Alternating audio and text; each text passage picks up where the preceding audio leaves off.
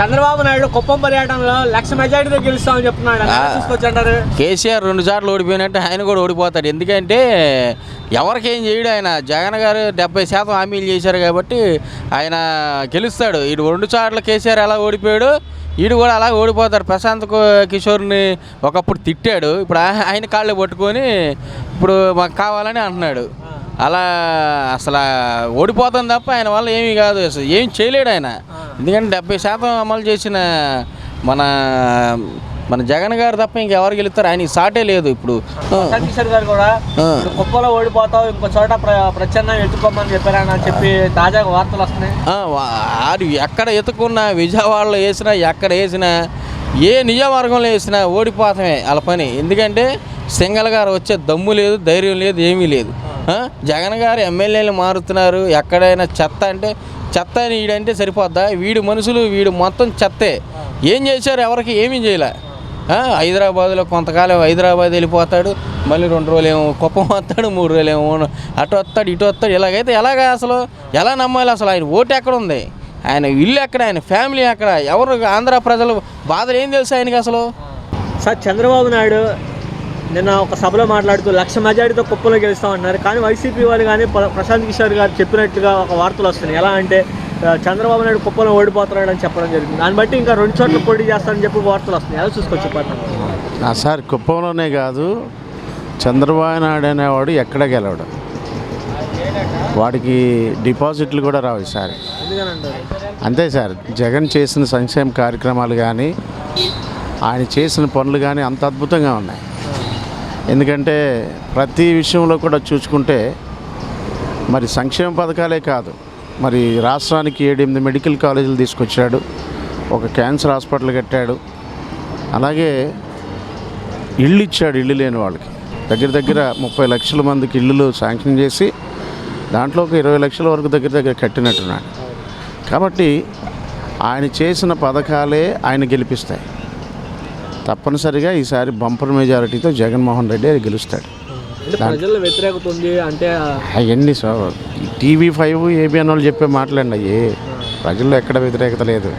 మీరు పల్లెటూరులో వెళ్తే 80% ఆఫ్ ది పీపుల్ వన్ సైడే ఉన్నారు. 80% మంది ప్రజలు జగన్ వైపే ఉన్నారు. పల్లెటూరులో కానీ, మీరు బిలో ప్రావర్టీ కానీ, సిటీస్లో కూడా అందరికీ అన్ని పథకాలు చేశాడు. చంద్రబాబు నాయుడు గారు కుప్పంలో కాకుండా 2 చోట్ల పోటీ చేస్తారని చెప్తున్నారు. రాబోయే రోజులు ఎలా ఉండిపోతా అంటారు? నీకేం తెలుసు? గెలుస్తాడని తెలుసా నీకు? గెలుస్తాడు నీకు తెలుసా? గెలుస్తాడు నీకు తెలుసా? కుప్పం మాదే, పులివెందుల మాదే అంటున్నారు. నాది కూడా కుప్పమే. ఆయనది కుప్పమే, అందరితో కుప్పమే. గెలిచేవాడు కావాలి అక్కడ. మరి ఎలా ఉంటుంది అంటారు?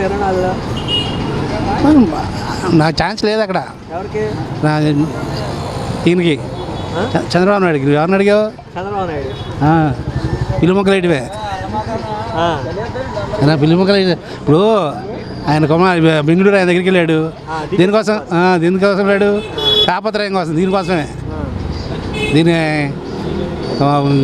నాకు అక్కడ పడిపోయేటట్టుంది వ్యవహారం, మీరు కూడా చేయండి అని. అంటే అక్కడ కర్ణాటక బోర్డర్లో ఎక్కువ ఉంటారంటగా కుప్పంలో. బోర్డర్ అది కరెక్టే, కానీ అందుకోసం ఆయన సహాయం తీసుకుంటున్నాడు. అందుకే ఆయన సహాయం తీసుకుంటున్నాడు. ఆల్రెడీ ఒకసారి తీసుకున్నారు, బోర్లో పడ్డాడు, మళ్ళీ వెళ్తున్నాడు. వేయాలిగా 4 రాళ్ళు వేస్తే తగిలిద్దని, 4 రాళ్ళు వేస్తే ఒక రాయని తగిలిద్దని ఆశ. పవన్ కళ్యాణ్ ఒక పక్క, పీకేన్ ఒక పక్క, శివకవన్ ఒక పక్క తెచ్చుకున్నాడు. ఏదో 4 రాళ్ళు వేస్తే ఒక రాయని తగిలిద్దని ఆశ. అంటే ఆరిపోయే దెబ్బకి విలుకెక్కువని అది. మరి అక్కడ ప్రధానంగా మరి ఇప్పుడు ఇక్కడ పక్క ఏమో మళ్ళీ భారతీయ జనతా పార్టీ నరేంద్ర మోడీ గారు ఇలా దేశానికి కావాలి, దేశానికి నాయకుడు, ఎదునది నాయకుడు అంటూనే మళ్ళీ పక్కనేమో కాంగ్రెస్ని పోగొడుతున్నాడు. అట్లా చూసుకోవచ్చండి. అదే మరి వేస్తే రాళ్ళు అయ్యి వేస్తున్నాడు, గ్యాలం వేస్తున్నాడు, వేరే చేప పడుద్ది అని చేస్తున్నాడు. బాబు ఆయన తాపత్రయం పడుతున్నాడు. ఇక ఆయన ఈ వయసులో చేయాల్సిన అవసరం లేదు. చేసాడు. ఆయన రిటైర్మెంట్ ఇంట్లో కూర్చోవలసిన ఏజ్లో ఆయన ఆ విధంగా మబ్బి పెడుతున్నాడు అంతే. మొదట్లో ఏమన్నాడు? అంతా శ్రీలంక చేసాడు అన్నాడు. ఇప్పుడు ఇదేం చేస్తున్నాడు? సింగపూర్. మరి శ్రీలంక అయిపోయింది, ఎట్లా వస్తుంది ఇది? ఇప్పుడు ఈయన శ్రీలంక చేశాడు, మరి ఆయన వచ్చి ఏం చేస్తాడు? చంద్రబాబు నాయుడు ఏం చేశాడు? అంగన్వాడికి తగ్గ జీతాలు నేను పెంచానన్నాడు, పసుపు కుంకుమ అన్నాడు. ఎప్పుడు ఎలక్షన్ లాస్ట్ టైంలో పసుపు కుంకుమ వేశాడు. వేసి ఏం చేశాడు? మళ్ళీ 25,000 తీసుకున్నాడు, ఇంటికి కట్టిస్తానండి. ఇల్లు లేదు, ఏమీ లేదు. పసుపు కుంకుమ 25,000 10,000 ఇచ్చాడు. 25,000 ఇల్లు రూపాయలు తీసుకున్నాడు. ఎవరికి ఇల్లు ఇచ్చాడు? ఎవరికి ఇవ్వలేదుగా. అవి అట్లాగే ఉన్నాయి. ఈయన వచ్చి ఒకటి రిలీజ్ చేస్తున్నాడు. అలాంటప్పుడు ఆయన ఎవరు నమ్ముతారు? నమ్మలేదు. ఈయన రూపాయి ఇచ్చి ఇల్లు ఇస్తున్నాడు, ఆయన రూపాయి తీసుకొని ఇల్లు కూడా ఇవ్వాలి. కుప్పంలో చంద్రబాబు నాయుడు 1,00,000 మెజారిటీతో గెలుస్తా అంటున్నాడు. ఎలా చూసుకొచ్చే పరిణామం? ఏమంటే కుప్పంలో చంద్రబాబు నాయుడు గారు గెలుస్తారంటే కుప్పం ముఖం ఎప్పుడైనా చూసారా? ఆయన ఎమ్మెల్యే గెలవడమే తప్ప ఆ ఏరియాకి ఎప్పుడైనా వెళ్ళారా? అసలు సామాన్యుడి బాధ ఆయన తెలుసా? ఏదో ఉన్నవాడు కార్పొరేట్ సమస్యలు చుట్టూ తిరిగి 10 మంది రిచ్ ఫ్యామిలీస్ని వెనకాల వేసుకుని తిరిగి 10 మంది కద్దరు చెట్లు ఉన్న వాళ్ళని వేసుకుని వెనకాల తిరిగితే అవదండి. మాలాంటి లేనివాడి గురించి ఆలోచించేవాడు కావాలి.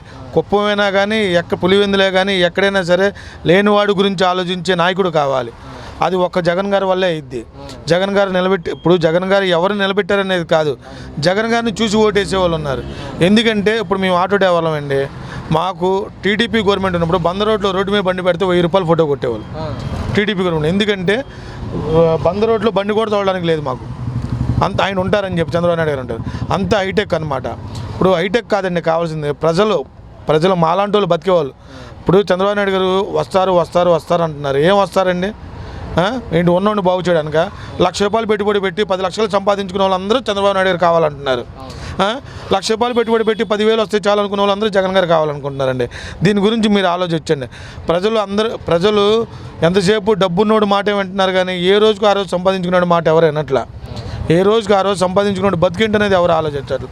అది ఆలోచించింది ఒక చంద్రబాబు నాయుడు గారు కాదండి, ఓన్లీ జగన్. చంద్రబాబు నాయుడు గారు ఓన్లీ మాటలే. ఇంతకుముందు వచ్చారు, అది మాఫీ అన్నారు, ఇది మాఫీ అన్నారు, ఇది అన్నారు, అది అన్నారు. ఏం చేశారండి? ఒక ఉన్నోడు గురించి ఆలోచించాడు. 10 మంది ఉన్నోడు డెవలప్మెంట్ అయిద్దండి? అవదండి. ఎప్పుడైనా గుర్తుంచుకోండి, లేని వాడి గురించి ఒక 100 మంది గురించి ఆలోచించిన వాడే గొప్పోడు. అది ఓన్లీ జగన్మోహన్ రెడ్డి గారే మాట్లాడదు. ఎందుకంటే జగన్మోహన్ రెడ్డి గారే అంటున్నానని చెప్పడానికి కారణం ఏంటంటే, నాకు మా పిల్లోడికి అమ్మఒడి వచ్చింది, నాకు వాహనమిత్ర వచ్చింది, నాకు గవర్నమెంట్ నుంచి స్థలం వచ్చింది, సెంట్రల్ గవర్నమెంట్ నుంచి సబ్సిడీ కూడా ఇప్పించారు కట్టుకోవడానికి. ఇప్పుడు మేము కట్టుకోవడానికి కూడా మొదలు పెడుతున్నాం, పునాది వేస్తున్నాం. ఇది ఎవరు ఇచ్చారండి? ఎవరి వల్ల అయింది? ఒక సామాన్యుడు ఇప్పుడు నాలాంటి ఆటో ఈ రోజు తోలకపోతే రేపు పొద్దున మేము పస్తుంటాం. ఈరోజు బండి తోలకపోతే రేపు పొద్దున మా బతుకులు పస్తు. మాకు 2 పిల్లలు, ఒక పిల్లోడిని కాలేజీలో గవర్నమెంట్ కాలేజీలో చదివించుకున్నాం, రూపాయి ఖర్చు లేకుండా. ఎవరండి? ఫ్రీగా గవర్నమెంట్ కాదు. మా పిల్లని ఆలిం చదివిస్తున్నాం మదర్సాలు. ఏదైనా సరే రూపాయి మాలాంటి వాళ్ళకి వస్తేనే మేము పిల్లలనైనా ఇల్లునైనా చూసుకోగలుగుతాంగా. దాని గురించి ఎవరు ఆలోచిస్తున్నారండి?